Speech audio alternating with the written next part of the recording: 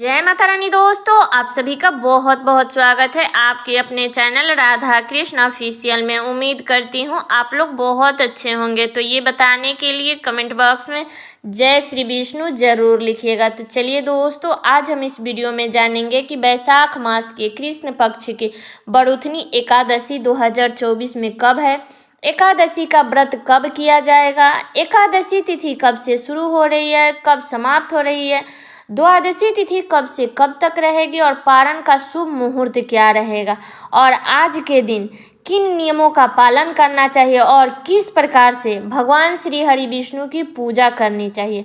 अगर आप व्रत नहीं कर रहे हैं तो भगवान श्री हरि विष्णु की विशेष कृपा आपको प्राप्त हो, इसके लिए विशेष इस दिन क्या करना चाहिए।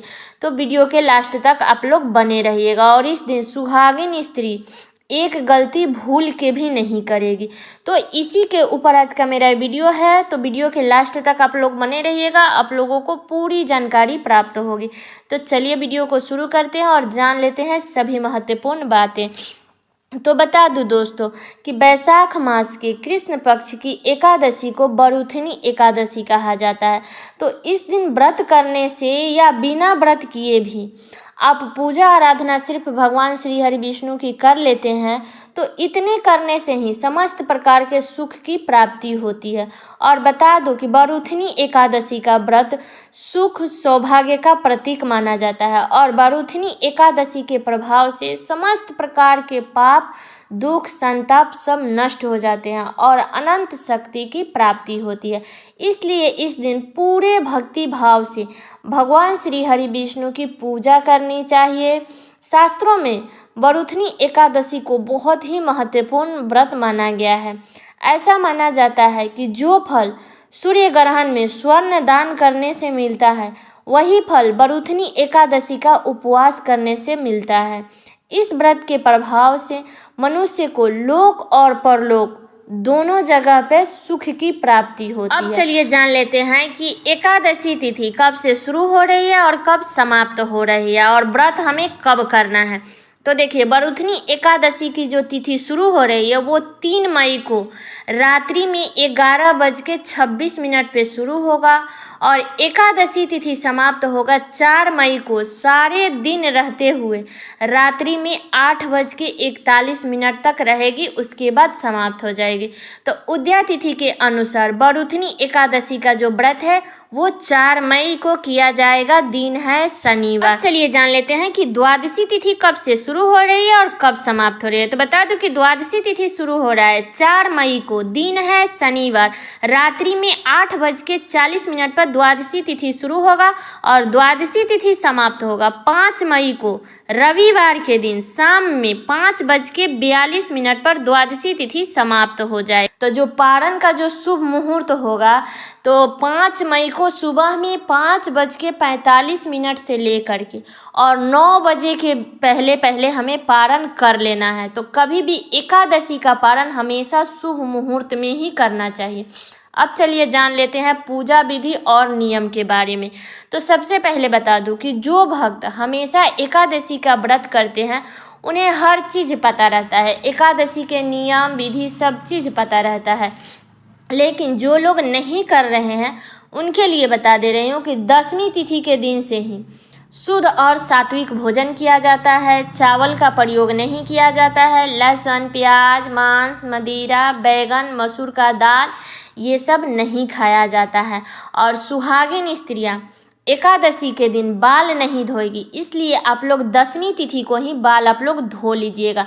तो ये नियम जो है, जो खाने पीने का जो नियम है वो 10वीं तिथि से ही हमें शुरू करनी है। 10वीं तिथि को रात्रि में भोजन नहीं किया जाता है। आप लोग चाहे तो फल फ्रूट ले सकते हैं लेकिन भोजन नहीं किया जाता है, नमक का सेवन नहीं किया जाता है, तो इस बात का ध्यान रखिएगा।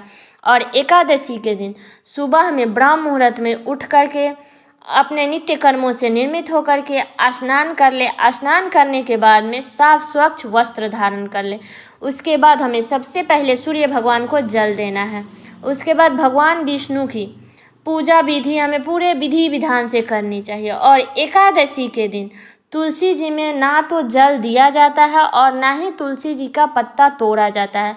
तो इस बात का ध्यान रखिएगा कि तुलसी जी का पत्ता आप लोग 10वीं तिथि को ही तोड़ लीजिएगा, या अगर आप 10वीं तिथि को नहीं तोड़ पाते हैं, किसी कारणवश भूल जाते हैं, तो जो पत्ता नीचे गिरा है उसको उठा करके भगवान के भोग में डालिएगा। लेकिन भगवान जी के भोग में तुलसी पत्र जरूर डालिएगा, क्योंकि श्री हरि विष्णु भगवान का जो भोग है वो तुलसी पत्र के बिना अधूरा रहता है। तो इसलिए उसमें तुलसी पत्र जरूर डालें। लेकिन ध्यान रखें कि तुलसी जी को एकादशी के ना ही तोड़ना है और ना ही उसमें जल देना है, क्योंकि तुलसी माता भी व्रत रखती है श्री हरि विष्णु भगवान के लिए। तो ये गलती हमें एकादशी के दिन नहीं करना है। अगर आप लोग चाहे तो तुलसी माता को अलग से फल का भोग लगा सकते हैं, धूप दीप अलग से दिखा सकते हैं, लेकिन तुलसी जी को स्पर्श मत कीजिएगा, तुलसी जी को छूइएगा मत, और ना ही तुलसी जी में अक्षत समर्पित कीजिएगा, क्योंकि अनाज का प्रयोग एकादशी के दिन नहीं किया जाता है। तो इस बात का हमें ध्यान रखना है। और बता दूं कि एकादशी की जो तिथि है वो भगवान श्री हरि विष्णु को समर्पित है, इसलिए आज के दिन भगवान श्री हरि विष्णु का ज़्यादा से ज़्यादा जाप करें। आप चाहे तो भागवत गीता पढ़ सकते हैं, रामचरितमानस पढ़ सकते हैं, और अपनी इच्छा के अनुसार भगवान श्री हरि विष्णु के नाम का जाप तो जरूर करना चाहिए। अपने दिन और रात्रि जो भी हम व्यतीत करना चाहिए हमें, तो श्री हरि विष्णु भगवान का शुभ चिंतन करते करते करना चाहिए। और फिर से द्वादशी के दिन अगले दिन शुभ मुहूर्त में अपने व्रत का पारण करना चाहिए। तो द्वादशी के दिन भी सुबह में जल्दी उठ जाएं, अपने नित्य कर्मों से निर्मित होकर के स्नान कर ले। स्नान करने के बाद आप श्री हरि विष्णु भगवान को आप लोग जो भोग लगाना है, जैसे पूजा करते हैं एकादशी के दिन, आप वैसे पूजा कर लीजिएगा। द्वादशी के दिन आप चाहे तो आप भोजन बना करके भी भोग लगा सकते हैं शुद्ध सात्विक, या फल फ्रूट का भी भोग लगा सकते हैं। उसके बाद जब पारण करने से पहले हमें ब्राह्मण को दान जरूर करना चाहिए। अगर आसपास में ब्राह्मण है तो उसको बुला करके खिला दीजिए। अगर ब्राह्मण नहीं है तो उसके निवाले का एक ब्राह्मण के खाने योग्य हमें सामग्री निकाल करके रख देना है। उसके बाद हमें शुभ मुहूर्त में पारण कर लेना है। अगर पास में ब्राह्मण है तो उसी समय दान दे दीजिए, नहीं है तो शुभ मुहूर्त में पारण कर दीजिए।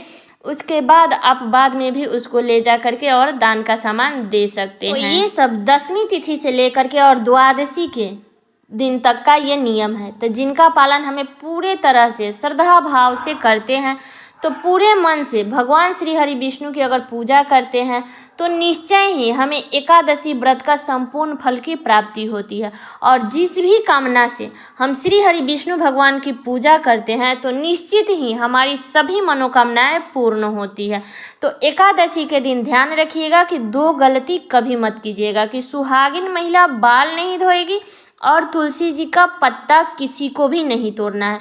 तो ये गलती हमें नहीं करना है। तो उम्मीद करती हूँ कि आप लोगों को इस वीडियो से बहुत कुछ जानने को मिला होगा।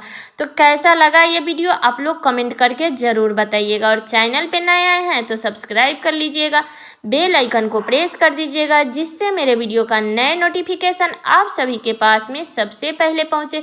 और वीडियो को लाइक कर दीजिएगा, क्योंकि आपके एक लाइक से मुझे बहुत ही मोटिवेट मिलता है। तो वीडियो को लाइक कर दीजिएगा और वीडियो को शेयर कर दीजिएगा, ताकि हर कोई बड़ूथनी एकादशी से संबंधित संपूर्ण जानकारी प्राप्त कर सके। तो चलिए दोस्तों, मिलती हूँ अगले वीडियो में किसी नए वीडियो के साथ में। तब तक के लिए नमस्कार।